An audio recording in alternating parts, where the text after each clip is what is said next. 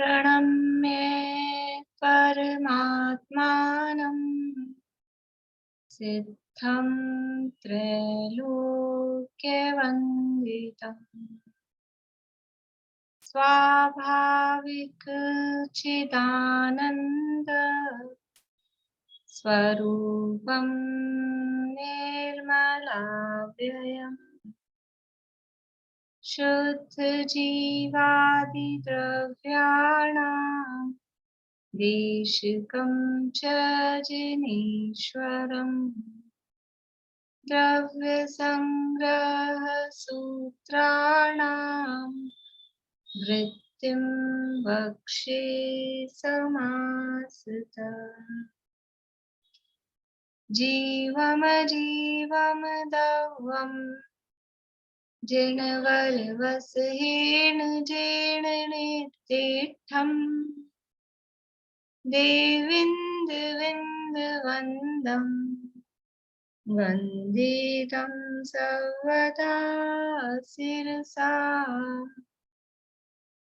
कहे जीव अजीव जिनवर वृषभ लोक में वे वंद्य सुरपति वृंद से वंदन करूं कर जोड़।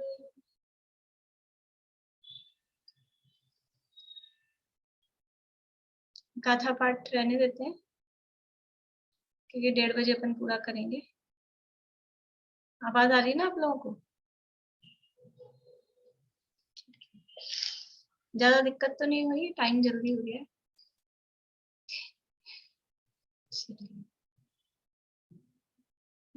यहाँ अपनी चर्चा चल रही है, अंतिम प्रकरण है रुद्रव्य संग्रह में, और अंतिम प्रकरण में पूरा जो ओवरऑल ही जो अंतिम प्रकरण है उसमें वो ध्यान की प्रेरणा दे रहे हैं, और उसमें भी अब ये ध्यान की प्रेरणा वाली अंतिम गाथा है।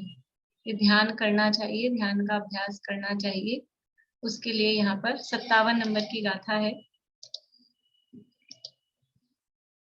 तव सुदवधवं चेदाच्छाण रह धुरंधरो हवे जम्हा तम्हा तत्तियनिर्दा तल्लद्धीये सदा होह व्रती तपसी श्रुताभ्यासी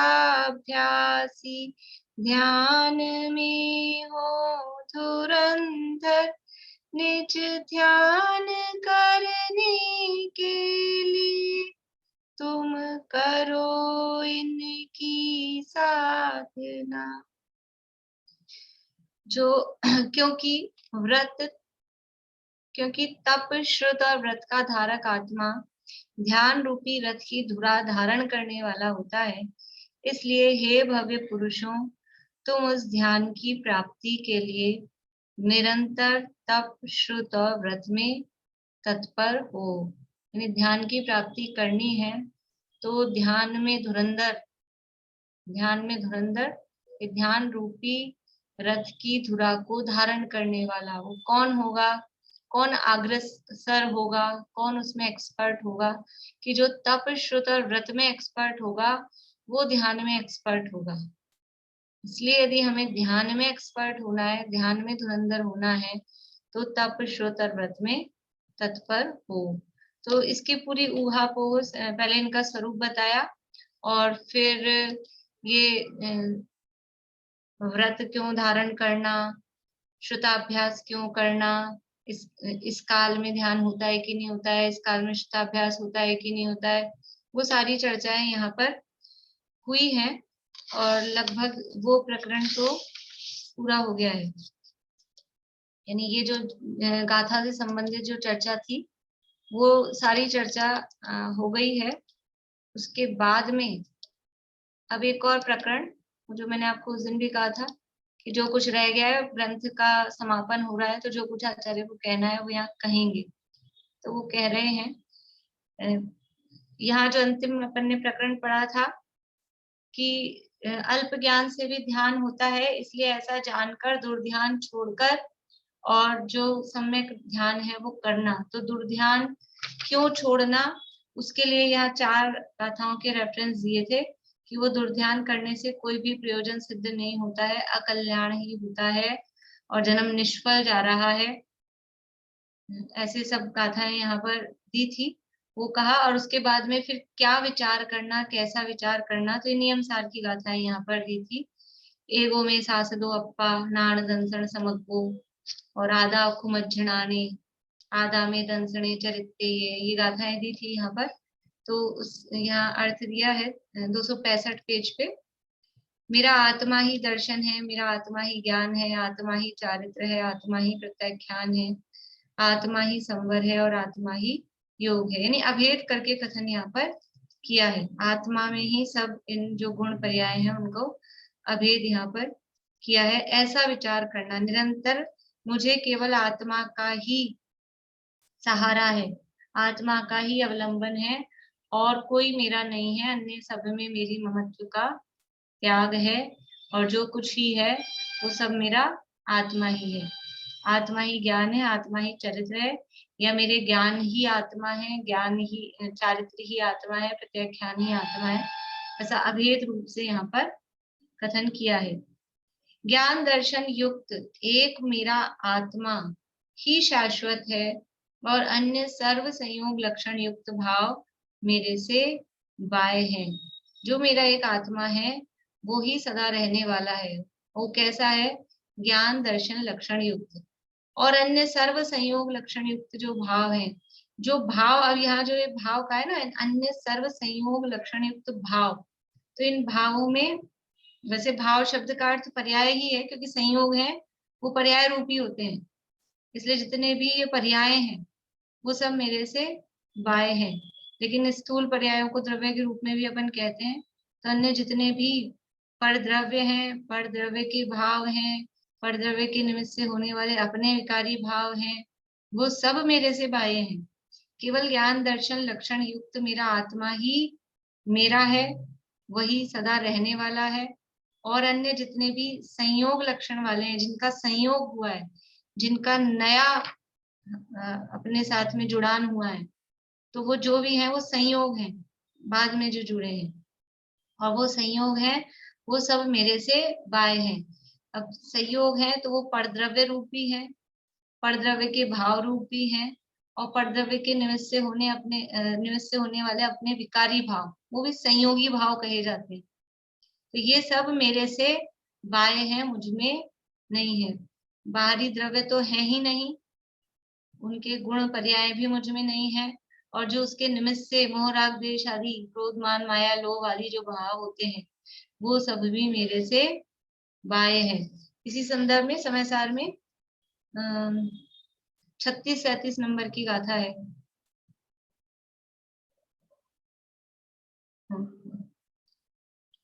मोहादि मेरे कुछ नहीं, मैं एक हूँ उपयोग में, है मोह निर्ममता यही, है मोह निर्ममता यही, वे कहें जो जाने समय। धर्मादि मेरे कुछ नहीं, मैं एक हूँ उपयोग में, है धर्म निर्ममता यही, वे कहें जो जाने समय। और उसके बाद में 38वीं गाथा है कि फिर मैं कैसा हूँ। अहम को खलु शुद्धो नाण दंसण मय्यो सदा रूपी नव्यत्थि मज्ज किंचिवी अन्नम परमाणु में तंपी। ये भी, ये जो गाथाएं है ना समय सार की ही, या तो नियम सार की दी है, ये 38वीं गाथा भी समझ लीजिए इसी तरह से। ये अन्यत्व भावना वाली और ध्यान करने योग्य। नव्यत्थि मज्ज किंचिवी, अन्य कुछ परमाणु मात्र मेरा नहीं है। अहम एक को, मैं एक हूँ, मैं शुद्ध निर्मम ज्ञान दर्शन पूर्ण हूँ। अन्य कुछ पर ये अन्य सब पर द्रव्य किंचित मात्र भी मेरे नहीं। जो अन्य सर्व संयोग युक्त भाव हैं, संयोग लक्षण युक्त भाव हैं, वे मेरे से बाय हैं। अपन ने जो अभी लास्ट के दिनों में किया था ना सामयिक, वो इंदौर वाले बुक के आधार पे, उसमें वो जो गाथाएं अपन पढ़ते थे, उसे भी वो सब चुनी हुई गाथाएं थी। समय सार में, नियम सार में, प्रवचन सार में, सब में इस तरह के भाव वाली गाथाएं दी हैं। मतलब जो प्रतिक्रमण रूप है, प्रत्याख्यान रूप है, सामयिक रूप है, यहाँ भी यही तो है। ये क्या है? यही तो प्रत्याख्यान है, यही प्रतिक्रमण है, यही सामायिक है, वही ध्यान है। और क्या है ध्यान अलग? ये जो विकल्पात्मक जो ध्यान है, या जिसे कहें सुध्यान है, वो अपध्यान है, जो और पर पदार्थों के संबंध में मेरा है, इसका मैं अच्छा कर दूं, बुरा कर दूं, ये जो विकल्प चल रहे हैं वो तो दुर्ध्यान है। तो ये जो वस्तु स्वरूप के संबंध में या परद्रव्यों से ममत्व छोड़ने के संबंध में ये जो भी विचार हैं, वो सब सुध्यान, व्यवहार धर्म ध्यान के अंतर्गत है। और वो इस तरह की सब जो गाथाएं हैं अपनी, वो इसके अंतर्गत आती है। तो ये इत्यादि सारभूत पदों का ग्रहण कर ध्यान करना, ये ध्यान की प्रेरणा दी। अब ये जो गाथा में जितनी बात थी ना, उसकी व्याख्या तो हो गई पूरी।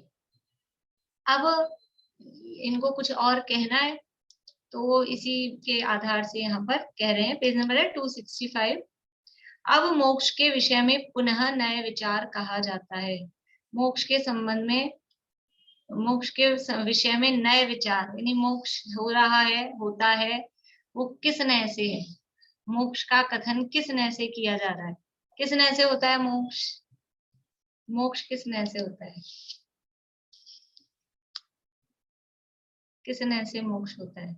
सुधा जी आप बता रहे हैं, बोलिए। निश्चय नय से मोक्ष होगा ना? निश्चय नय से मोक्ष होता है, ठीक है। निश्चय नय से होता है, तो निश्चय नय के 4 भेद हैं। अशुद्ध निश्चय नय से मोक्ष होता है क्या? निश्चय नय के 4 भेद हैं, कौन से नय से कराना है? बोलिए सुनीता आंटी।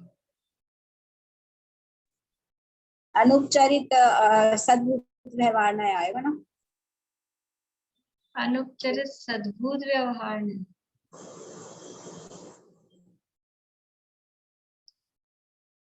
ठीक है। बोलिए सरोजा जी। परंपरा साक्षात निश्चय, परंपरा साक्षात, परंपरा रूप से मतलब निश्चय, साक्षात परंपरा में। साक्षात भी और परंपरा भी दोनों तो अपोजिट हैं। परंपरा निश्चय मोक्ष मार्ग। चलिए ठीक है, बोलिए सुलोचना होगी। साक्षात निश्चय ऐसे होगा। साक्षात शुद्ध निश्चय नहीं। ठीक है, और निशांति?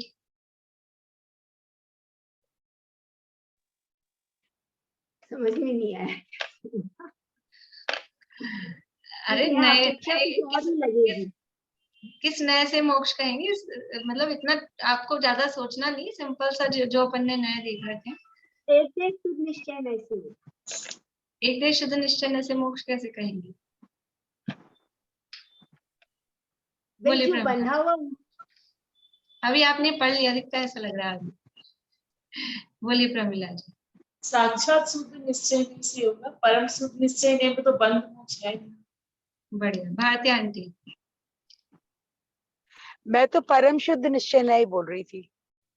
नहीं, देखिए परम शुद्ध निश्चय नय से तो ना बंध है ना मोक्ष है, वह तो कुछ है ही नहीं।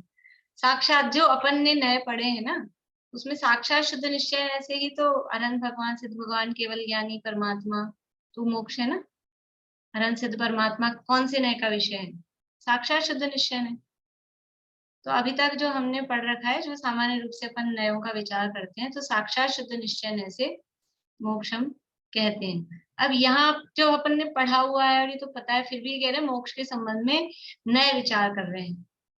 ये इसमें क्या विचार करना है, ये तो पता ही है हमको, साक्षात शुद्ध निश्चय नय से मोक्ष होता है, लेकिन ये विचार कर रहे हैं। देखिए क्या कह रहे हैं, ये है बिल्कुल ऐसा, यह नाम तो है ब्रह्मदेव सूरी, लेकिन बिल्कुल जयसेनाचार्य की ही मतलब वही है, वही स्टाइल है, वही तरीका। ये का ये प्रकरण इसी तरह का समय सार में 320वीं गाथा के बाद में कोई इस तरह का प्रकरण नहीं है वहां पे भी। जैसे यहाँ पे भी अब ये प्रकरण पूरा हो गया, अलग ही सी बात उठा रहे हैं, ऐसे ही वहां पे भी उन्होंने किया है। बस उनको ये अपनी बात रखनी है, तो कोई और जगह नहीं मिल रही है, तो लास्ट में आके फिर वो कहते हैं। तो समय सार में भी इसी तरह के प्रकरण है।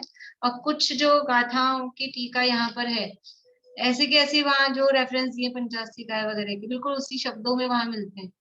ऐसा लगता है कि दोनों एक ही हैं, नाम में अंतर जो भी काल के हिसाब से हो गया है, लेकिन वो बिल्कुल एक से लगते हैं, लैंग्वेज बिल्कुल एक सी है दोनों की।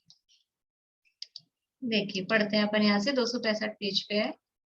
प्रथम तो मोक्ष बंध पूर्वक है। मोक्ष के संबंध में नए यानी किस नए से मोक्ष कहा जाए, ये विचार चल रहा है, इसका हम सोच रहे हैं, विचार कर रहे हैं। तो सबसे पहली बात तो ये है, मोक्ष जो शब्द है, मोक्ष जो कहा जा रहा है, मोक्ष वो बंध पूर्वक है। मोक्ष जो शब्द है वो बंध की अपेक्षा रख रहा है। बंध पूर्वक है मतलब जो बंधा होगा वो मुक्त होगा। मोक्ष मतलब मुक्त होना। तो कोई मुक्त कब होगा, कि जो बंधा होगा तो वो मुक्त होगा। तो मोक्ष है वो बंध पूर्वक है।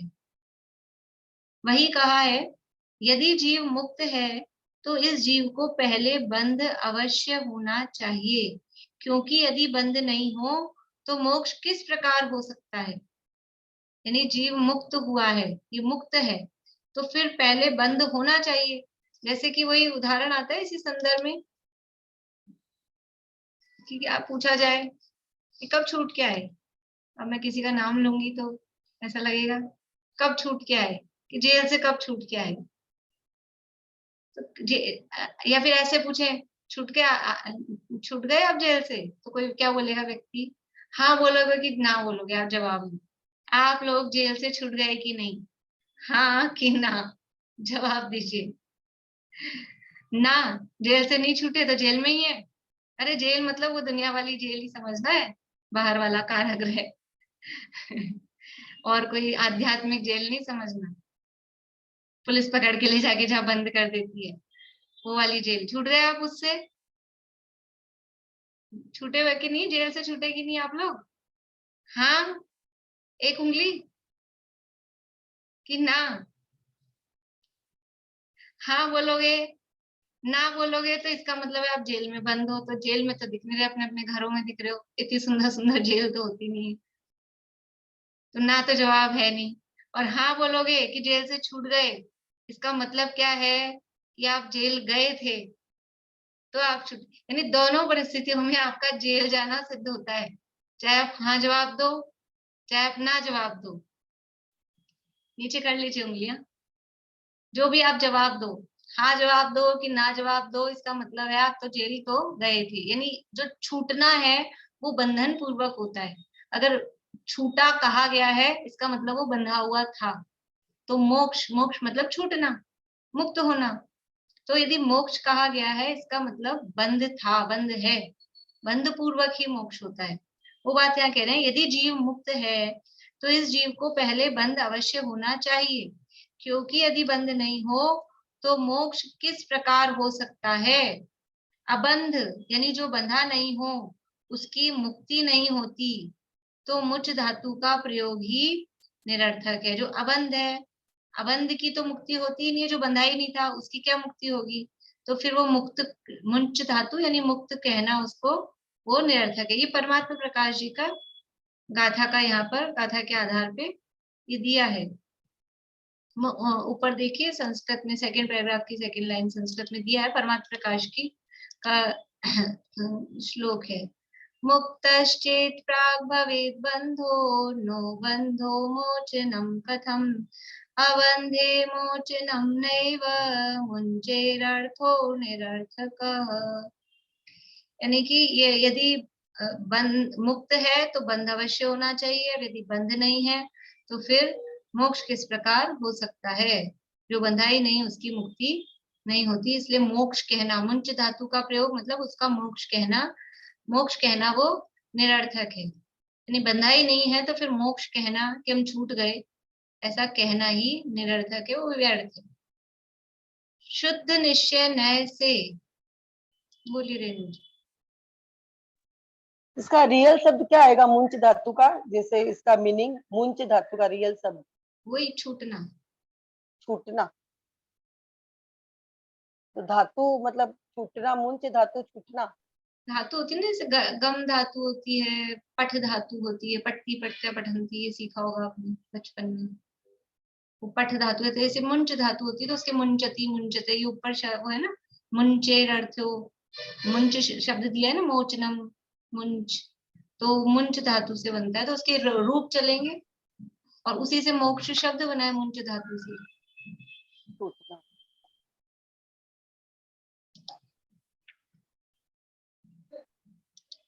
शुद्ध निश्चय नय से बंध नहीं है तथा बंध पूर्वक मोक्ष भी नहीं है।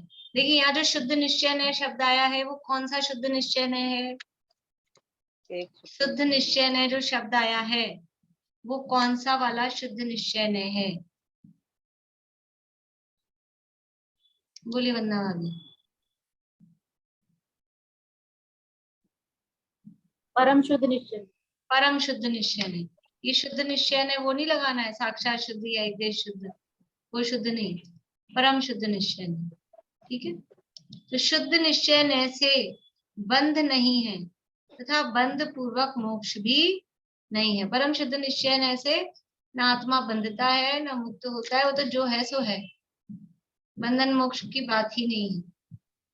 इसलिए शुद्ध निश्चय नय अर्थात परम शुद्ध निश्चय नय से बंध नहीं है तथा बंध पूर्वक मोक्ष भी नहीं है।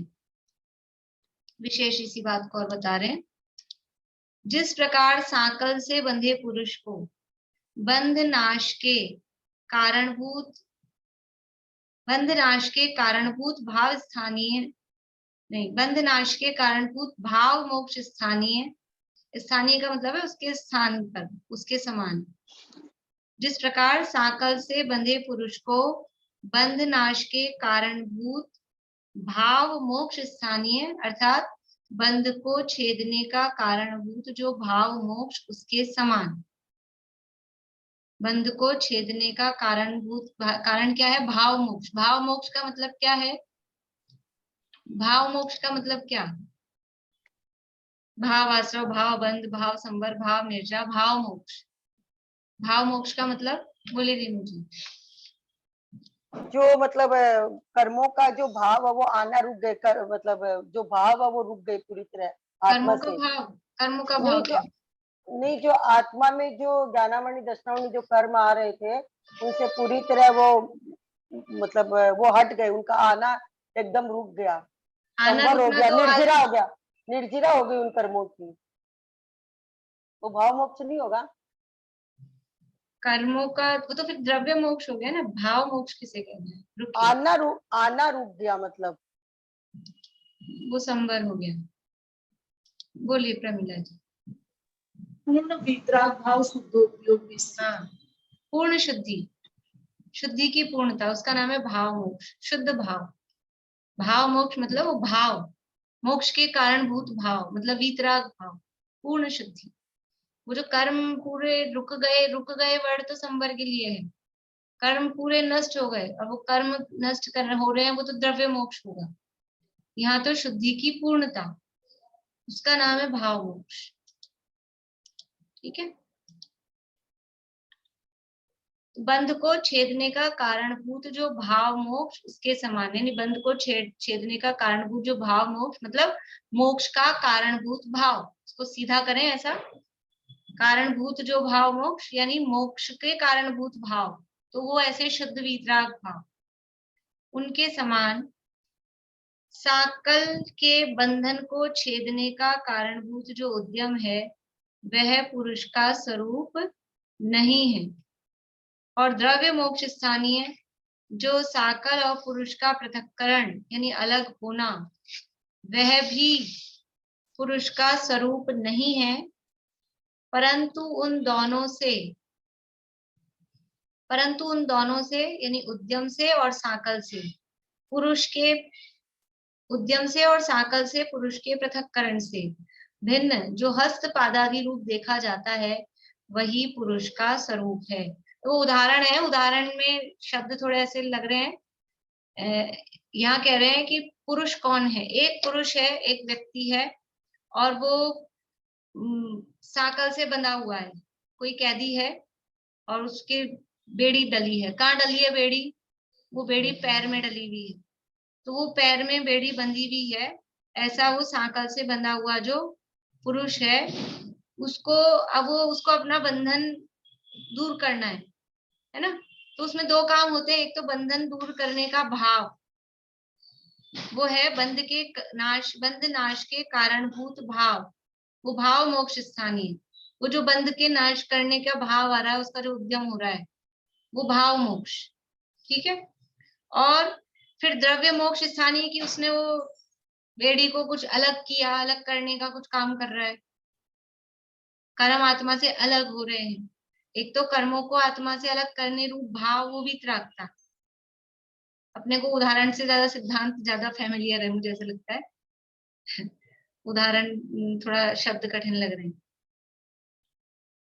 एक तो है वो बेड़ी बंधी हुई है, ठीक है, बेड़ी पैर में डली हुई है, तो बेड़ी को खोलने का भाव, दूर करने का भाव, और एक बेड़ी को दूर करने रूप क्रिया समझ लो। ठीक है। तो जो बेड़ी को खोलने का भाव है, एक वो चीज, और एक बेड़ी को वो खोल रहा है, वो द्रव्य रूप से, एक भाव रूप से, एक द्रव्य रूप से। क्या ये दोनों चीजें वो पुरुष है क्या? समझ में आ रही है आपको बात? बेड़ी को खोलने का भाव और बेड़ी को खोलने रूप जो क्रिया रूप जो हो रहा है काम, वो दोनों चीजें क्या पुरुष है? पुरुष का स्वरूप है? नहीं, पुरुष तो अलग ही है। बेड़ी को खोलने का भाव, वो भाव अलग है, और बेड़ी को खोलने रूप जो क्रिया हो रही है, वो क्रिया अलग है। पुरुष तो अलग ही है, पुरुष तो अलग ही है ना, व्यक्ति तो अलग ही है। वो बात यहाँ कह रहे हैं। देखो और भी है उसमें, इतना तो पढ़ते हैं, वापस फिर देखते हैं। जिस प्रकार साकल से बंधे पुरुष को बंध नाश के कारणभूत भाव मोक्ष स्थानीय है, यानी बंध को छेड़ने का कारणभूत जो भाव मोक्ष, उसके समान। ये ब्रैकेट नहीं पढ़ती हूँ तो सीधा पढ़ती हूँ, तो थोड़ा वो बीच में ब्रैकेट आ जाता है ना, अभी सीधा पढ़ते हैं बिना ब्रैकेट के। जिस प्रकार साकल से बंधे पुरुष को बंध नाश के कारणभूत भाव मोक्ष स्थानीय साकल के बंधन को छेदने का कारणभूत जो उद्यम है, वो भाव उद्यम जो हो रहा है ना, वो भाव कर रहा है खोलूं, और खोलने का जो अंदर से उद्यम पुरुषार्थ आ रहा है, वो पुरुष का स्वरूप नहीं है।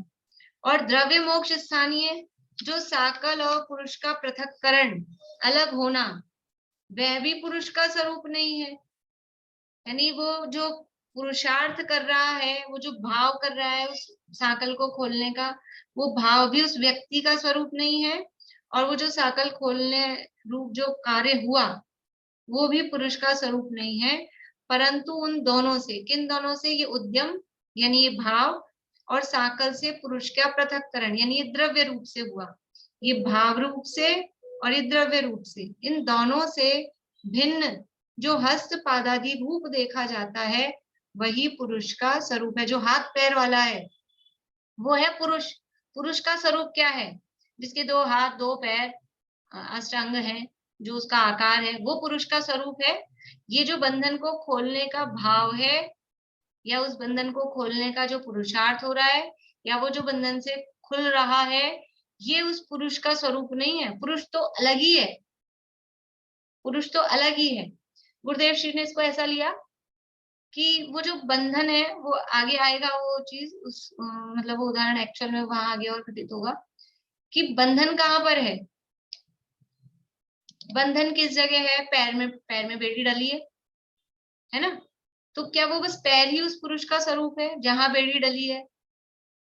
वो उस पुरुष का स्वरूप नहीं, पुरुष तो पूरा है ना, हाथ पैर आंख नाक कान मुंह वाला, वो पूरा पुरुष है। यानी वो इतने से पैर में जहां बंधन डला है, वो पुरुष का स्वरूप नहीं है। पुरुष तो उससे अलग है, बंधन जितना सा है या जहां है, वो पूरा पुरुष नहीं है, पुरुष उससे अलग है। यहाँ ये बता रहे हैं, यानी कि बंध मोक्ष अलग है और जीव अलग है, जीव द्रव्य अलग है। जीव है वो द्रव्य है, यानी वो पारिणामिक भाव है। बंध है वो समझ लीजिए औदैहिक भाव है, मोक्ष है वो औदैहिक औपशमिक शैक्षमिक भाव, शायिक भाव रूप लो, वो शायिक भाव है। बंध है वो औदैहिक भाव है, लेकिन इन दोनों भावों से अलग वो जो आत्मा है, वो पारिणामिक भाव है, पारिणामिक भाव उससे अलग है। नयों की भाषा में कहें तो आत्मा है वो परम शुद्ध निश्चय नय का विषय है, और ये बंध मोक्ष है वो अशुद्ध निश्चय न के विषय है कि शुद्ध निश्चय न के, एक शुद्ध निश्चय न के विषय हो, लेकिन वो पर्याय रूप है। ये किसको विषय बना रहा है? वो पर्यायों को विषय बना रहे हैं। और ये आत्मा क्या है? आत्मा पर्याय रूप नहीं है, आत्मा द्रव्य स्वभाव है, वो यहाँ पर बताना है। तो कह रहे हैं कि कोई पुरुष बंधन में बंधा हुआ है, उसको अपना बंधन को दूर करने का भाव आता है, उसके लिए कुछ वो पुरुषार्थ अंदर से जो उद्यम कर रहा है, उत्साहित हो रहा है, वो उसका भाव। और फिर वो जो उस बंधन को खोल रहा है या बंधन खुल रहा है, वो हुआ द्रव्य रूप क्रिया। ये भाव क्रिया, ये द्रव्य क्रिया, ये दोनों चीजें ये उस पुरुष के स्वरूप से अलग है। क्योंकि पुरुष है वो तो हाथ पैर वाला अलग है, ये तो भाव है या ये क्रिया है, एक भाव है एक द्रव्य है, वो दोनों अलग है। भाव मोक्ष और द्रव्य मोक्ष है वो उस पुरुष के स्वरूप से अलग है। यानी भाव मोक्ष और द्रव्य मोक्ष वो पर्याय है, और पुरुष है वो आत्मा, वो द्रव्य, वो अलग है। समझ में आई इतनी बात? रेणु जी, सुधा जी बोलिए। मतलब आपने पुरुष को तो कह दिया द्रव्य, जीव द्रव्य, और जो जीव के जो भाव है वो भाव मोक्ष से द्रव्य मोक्ष हो गए, जो जीव के भाव हो रहे हैं। जीव के भाव, जीव के बंधन से छूटने वाले भाव, भाव मोक्ष है। और जो जीव के बंधन से छूटने वाले और जो भाव मोक्ष है वो तो जो जीव के भाव जो नहीं है, मतलब अब जो शुद्ध वीतराग जो परिणाम हो गए, भाव है ना, वो तो भाव मोक्ष है। और वो जो हाँ, कर्म आत्मा से अलग हुए, हाँ, वो द्रव्य मोक्ष है। वो तो मैं समझ गई, लेकिन आप यहाँ पुरुष की जो बात बोल रहे हो ना वो थोड़ा कम समझ तो में आ पुरुष रही तो है। यहाँ उदाहरण में दिया ना, बहुत पुरुष तो मतलब है, समझ लो पुरुष की जगह अपन किसी का नाम लगा लो, कोई राम नाम का व्यक्ति है, ठीक नहीं, है? वो बात नहीं है, मैं मतलब ये पुरुष मतलब जीव के अपेक्षा से बोल रहे हो क्या आप? पुरुष को जीव बता रहे हो क्या यहाँ? यहाँ उदाहरण में पुरुष दिया है। पुरुष देखिए, सुनिए, यहाँ उदाहरण में पुरुष दिया है। अभी पुरुष छोड़ो, पुरुष की जगह अपन नाम रखो कि राम है कोई व्यक्ति, तो वो कोई बेड़ियों से बंधा हुआ है वो राम, ठीक है? अब उसको उस बेड़ियों से छूटने का भाव हो रहा है, वो है उसका भाव मोक्ष। और वो बेड़ियां फिर खुल गई, वो हुआ उसका द्रव्य मोक्ष। तो क्या वो जो उसको बेड़ियां खोलने का भाव आया था और वो जो बेड़ियां खुल गई, क्या वो राम है? क्या वो राम का स्वरूप है? क्या वो राम का चित्र है? बेड़ियां खोलने का भाव और बेड़ियां खुल गई, खुलने रूप जो क्रिया हो गई, वो क्या वो व्यक्ति है? वो व्यक्ति जो राम है, वो राम व्यक्ति तो कोई अलग ही ना, आँख नाक कान मुंह वाला, वो भाव तो अलग चीज है। और बेड़ियां खुली है, वो बेड़ियों में हुआ है वो काम। राम है वो उससे अलग ही है। उसको यहाँ पुरुष उदाहरण से दिया है कि कोई पुरुष है और वो साकल से बंधा हुआ है, और वो अपनी साकल यानी जो बंधन है उस बंधन को नाश करने का उद्यम कर रहा है, भाव कर रहा है कैसे हो कि नाश, है ना, वो एक भाव। और फिर वो उसकी बेड़ियां, बंधन खुल रहा है, खुल गया, तो ये द्रव्य में हुआ। एक काम तो भाव में हो रहा था, एक काम द्रव्य रूप से हुआ। लेकिन वो जो व्यक्ति है, वो व्यक्ति ये थोड़ी ना है, ये जो केवल भाव हुआ और ये जो बंधन से खुलने की क्रिया हुई, वो व्यक्ति क्या इतना ही है?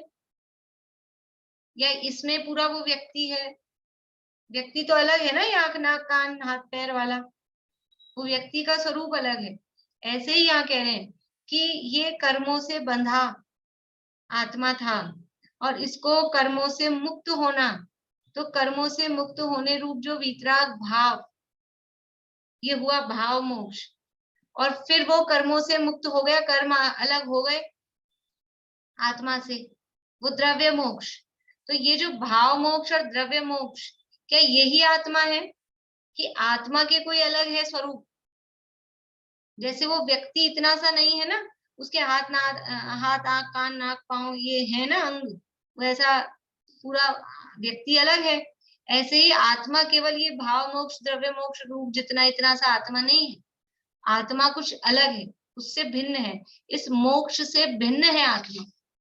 जैसे ये वो व्यक्ति के जो भाव थे बंधन से छूटने के, उससे अलग व्यक्ति है, यद्यपि वो उसमें हो रही है वो क्रिया, लेकिन व्यक्ति उससे कुछ अलग है। ऐसे ही ये आत्मा में जो वितराग भाव मोक्ष रूप जो भाव हुए, वो भाव अलग है और ये आत्मा अलग है। अभी और नीचे चल के बात पूरी होगी क्लियर। बोलिए। मतलब ये आप आत्मा की परिभाषा अलग बता रहे हो कि आत्मा जो वो ज्ञान दर्शन चेतना स्वरूप है, रूप है, और ये जो भाव मोक्ष द्रव्य मोक्ष ये एक क्रिया है, मतलब आत्मा के कर्मों की जो रुकने की हाँ, और शुद्ध वितरागी ये हो गया। सीधे शब्दों में वो पर्याय है, वो हाँ। पर्याय है ना, क्षणिक पर्याय है, वो अपने को जल्दी समझ में आ जाएगी बात। वही बात समझाएंगे लास्ट में ले जाके कि वो जो चीजें हैं, भाव छूटने का भाव और ये जो द्रव्य रूप से छूट रहा है वो तो पर्याय है, और आत्मा द्रव्य एक अलग है। ठीक है ना, देखिए आगे पढ़ते हैं।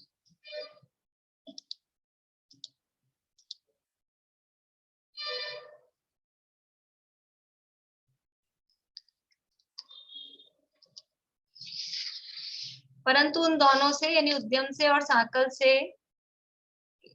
से पुरुष के पृथक्करण से भिन्न जो हस्त पादादि रूप देखा जाता है, वही पुरुष का स्वरूप है। उसी प्रकार, अब उसी प्रकार भी तो अपन उदाहरण पे ही थे, उसी प्रकार शुद्धोपयोग लक्षण युक्त भाव मोक्ष स्वरूप वह शुद्ध निश्चय से जीव का स्वरूप नहीं है। क्या कह रहे हैं? ये जो भाव मोक्ष, और भाव मोक्ष मतलब शुद्धोपयोग लक्षण युक्त, ये जो शुद्धोपयोग है वही भाव मोक्ष है, उस लक्षण वाला भाव मोक्ष है। ऐसा वो जो मोक्ष का स्वरूप है वह शुद्ध निश्चय से जीव का स्वरूप नहीं है। मतलब अब तक की जो पढ़ाई है, मतलब अपने दिमाग में जो बैठा है ना, उससे कुछ उसको अलग मतलब अपन जो समझते हैं आज तक, ये परम अध्यात्म की बात है, अध्यात्म की नहीं, परम अध्यात्म की, कि वो शुद्ध निश्चय से जीव का स्वरूप नहीं, शुद्धोपयोग और उसके द्वारा साध्य जीव और कर्म के प्रदेशों के पृथक्करण रूप यानी भिन्न होने रूप द्रव्य मोक्ष भी जीव का स्वभाव नहीं है। भाव मोक्ष भी जीव का स्वभाव नहीं है और द्रव्य मोक्ष भी जीव का स्वभाव नहीं है। द्रव्य मोक्ष तो जीव का स्वभाव है ही नहीं, जीव में होता ही नहीं। द्रव्य मोक्ष तो वो कार्बन शरीर आत्मा से पृथक हो रहा है, वो तो समझ लो द्रव्य नाम दे रहे हैं ना, तो वो तो पुद्गल का है, वो तो पौद्गलिक है। जीव और कर्म के प्रदेशों के पृथक्करण भिन्न होने रूप, उसका नाम है द्रव्य मोक्ष। आत्मा अलग हो गया और कार्बन शरीर बिल्कुल अलग हो गया, कर्म एकदम अलग हो गए, वो तो है द्रव्य मोक्ष।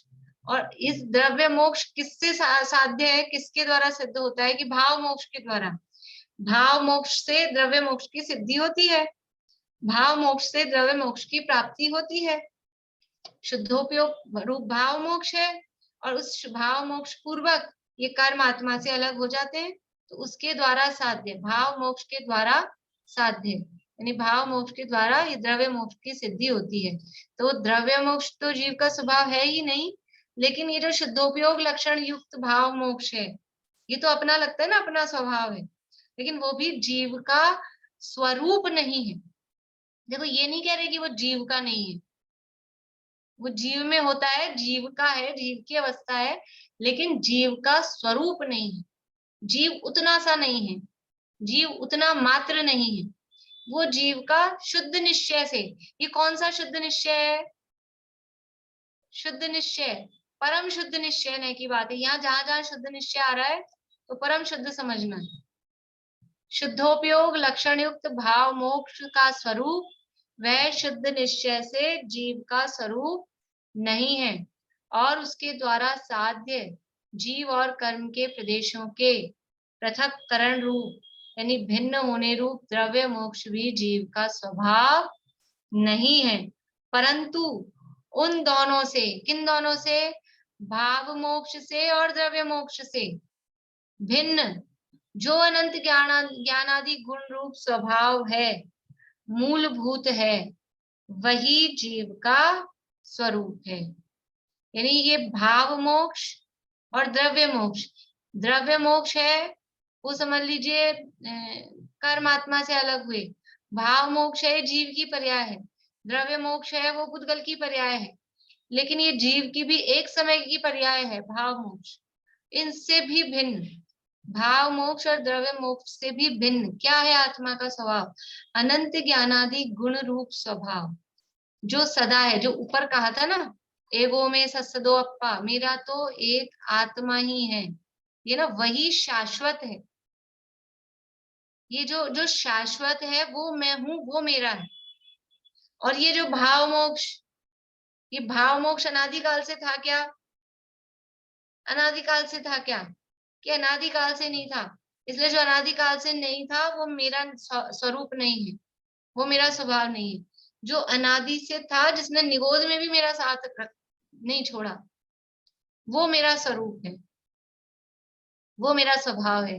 तो अनादिकाल से मेरे साथ क्या था कि अनंत ज्ञानादि गुण रूप स्वभाव, वो मेरा स्वरूप है, वो शाश्वत है, वो मेरा स्वरूप है। तो यहाँ जो ये कहा था ना, ज्ञान दर्शन लक्षण युक्त मेरा एक आत्मा ही शाश्वत है, वो यहाँ कह रहे हैं। ये जो बंध मोक्ष है, जो भाव मोक्ष भी है, वो भी एक समय की पर्याय है। एक समय की पर्याय होने से वो जीव का स्वरूप नहीं है, जीव का स्वभाव नहीं है। देखो फिर से है ना, एक बार वहां से उदाहरण से पढ़ते हैं, आप लोग बिल्कुल ध्यान से पढ़ना, समझ में आया कि नहीं। विशेष, जिस प्रकार साकल से बंधे पुरुष को बंध नाश के कारणभूत भाव मोक्ष स्थानीय, साकल के बंधन को छेदने का कारणभूत जो उद्यम है वह पुरुष का स्वरूप नहीं है, और द्रव्य मोक्ष स्थानीय, जो साकल और पुरुष का पृथक्करण यानी अलग होना, वह भी पुरुष का स्वरूप नहीं है, परंतु उन दोनों से अर्थात उद्यम से और साकल से पुरुष के पृथक्करण से भिन्न जो हस्त पादादि रूप देखा जाता है वही पुरुष का स्वरूप है। उसी प्रकार शुद्धोपयोग लक्षण युक्त भाव मोक्ष का स्वरूप वह शुद्ध निश्चय से जीव का स्वरूप नहीं है, और उसके द्वारा साध्य जीव और कर्म के प्रदेशों के पृथक्करण रूप यानी भिन्न होने रूप द्रव्य मोक्ष भी जीव का स्वभाव नहीं है, परंतु उन दोनों से यानी भाव मोक्ष और द्रव्य मोक्ष से भिन्न जो अनंत ज्ञानादि गुण रूप स्वभाव है, मूलभूत है, वही शुद्ध जीव का स्वरूप है। यहाँ तात्पर्य यह है कि जिस प्रकार विवक्षित एक देश शुद्ध निश्चय न से पहले मोक्ष मार्ग का व्याख्यान है, उसी प्रकार पर्याय मोक्ष रूप जो मोक्ष है वह भी एक देश शुद्ध निश्चय न से है, परंतु शुद्ध निश्चय न से नहीं है। जो शुद्ध द्रव्य शक्ति रूप शुद्ध पारिणामिक परम भाव लक्षण युक्त परम निश्चय मोक्ष है, वह तो जीव में पहले से ही विद्यमान है, वह परम निश्चय मोक्ष जीव में अब होगा ऐसा नहीं है। अभी थोड़ा और चलेगा ये प्रकरण, अभी अपना समय हो गया। आप लोगों को ये ढूंढ के लाना है कल कि ये कहाँ कहा था, ये जो दी थी ना यहाँ लाइन पहले कहा था, ये रहा। जिस प्रकार विवक्षित एक देश शुद्ध निश्चय न से पहले मोक्ष मार्ग का व्याख्यान है, पहले मतलब पहले किया है, कहाँ किया है, कहाँ पढ़ा है, ये आपको देख के लाना है। और फिर ये थोड़ी सी चर्चा है, कल करेंगे इस चर्चा को आगे। अभी तो यहाँ ये सिद्ध किया है कि ये जो भाव मोक्ष है, द्रव्य मोक्ष है, ये मोक्ष है। देखो अपन जब 7 तत्व पढ़ते हैं तभी अपन ये पढ़ते हैं कि द्रव्य रूप तत्व तो 2 ही है, जीव और अजीव, शेष 5 क्या है, वो पर्याय रूप तत्व है। तो यहाँ देखो इससे जस्ट पहले जो कहा था ना, आधा खूब मज्जनाणे आधा में दंसने चरित्ते, निजात्मा ही ज्ञान है, दर्शन चरित्र भी आत्मा, और योग संवर और प्रत्याख्यान भी है आत्मा। तो वहां द्रव्य पर्याय को अभेद करके बात की थी, बिल्कुल जस्ट पहले, ये प्रकरण शुरू करने से पहले। और अब क्या कर रहे हैं, अब पर्याय अलग कर रहे हैं। यहाँ द्रव्य पर्याय को अभेद करके बात की थी, अब यहाँ पर्याय अलग बता रहे हैं कि भाव मोक्ष है वो पर्याय रूप है और आत्मा पर्याय रूप नहीं है, ऐसा सिद्ध कर रहे हैं। तो ये जिनागम की कथन की अलग अलग विवक्षाएं हैं, अलग अलग अपेक्षाएं हैं, ये भी नए हैं, अभेद नए भेद नए, ये भी नए हैं। कभी अभेद करके कथन करते हैं, कभी भेद करके कथन करते हैं, जहां जो अपेक्षा हो। जब लीनता करनी है तो कौन सा न्याय मुख्य करेंगे, भेद न्याय कि अभेद न्याय? तब अभेद न्याय मुख्य होगा। जब स्वरूप समझना है, लेकिन उसमें भी एकांत नहीं है, लीनता करने में भी लक्ष्य दृष्टि का विषय देखना है, तो वहां भेद भी करना पड़ेगा, और पर्याय से भिन्न जो द्रव्य स्वरूप है। इसलिए अलग अलग जब जो प्रकरण हो, जब जो अपेक्षा हो, कभी भेदने को मुख्य करते हैं, कभी अभेदने को मुख्य करते हैं। इसलिए जिनवाणी के कथन की पद्धति समझना बहुत आवश्यक है, नहीं तो घूम जाएंगे, ये कभी क्या कह रहे हैं, कभी क्या कह रहे हैं। जब तक ये कथन की पद्धति नहीं समझेंगे तब तक समझना बहुत मुश्किल है। बोलिए रेणु जी। मैम एक देश शुद्ध निश्चय ने मेरे हिसाब से जो अशुभ में एक बार मैं ये बोल कल देती करेंगे हूँ। अपन, सुनाइए सुनाइए नहीं, सुनाइए। जो अशुभ से निवृत्ति और शुभ में प्रवृत्ति और फिर शुभ से भी निवृत्ति और ना एक देश शुद्ध निश्चय में मतलब जो ऐसा नहीं है, तप रूप है, जो व्रत रूप है, व्रत रूप। वो चीज यहाँ नहीं है। यहाँ तो जो नयों का स्वरूप है ना, एक देश अशुद्ध निश्चय है, एक देश शुद्ध निश्चय है, साक्षात शुद्ध निश्चय है, परम शुद्ध निश्चय है, वही स्वरूप यहाँ चल रहा है। वो वाली चीज नहीं है, अशुभ शुभ वाली, निवृत्ति वाली। वो जो मूलभूत नयों का स्वरूप है, उसी आधार पे आपको देखना है। ठीक है। इसमें अभी शास्त्र में है क्या आगे पहले? शुरू में प्रकरण में या नयों का चौथी पांचवी गाथा में था शायद, है ना? वही था। तो पढ़ी नहीं। चलिए, तत्वार सूत्री क्लास 3:15 से रहेगी। शाम की क्लास की छुट्टी कर लें, आप लोग पढ़ाई कर लीजिएगा वैसे ही, क्योंकि चालू चलाएंगे भी तो वहां भक्ति रहेगी, डिस्टरबेंस ही रहेगा। आप जैसा आप लोग कहें, मैंने इसलिए मैसेज कुछ नहीं किया उस क्लास के बारे में, कि वैसे ही पढ़ लेंगे, और जो कुछ क्वेश्चंस बचेंगे तो अपन अगला अध्याय शुरू करने से पहले वो जो कुछ बच गए हैं ना क्वेश्चंस, वो कर लेंगे। ठीक है। चलिए, जिनवाणी स्तुति करेंगे। स्याद्वादनय षट द्रव्य गुण पर्याय और प्रमाण का, जड़ कर्म चेतन बंध का, अरु कर्म के अवसान का, कह कर स्वरूप यथार्थ जग का, जो किया उपकार है, उसके लिए जिनवाणी मातु वंदना शत बार है, वंदना शत बार।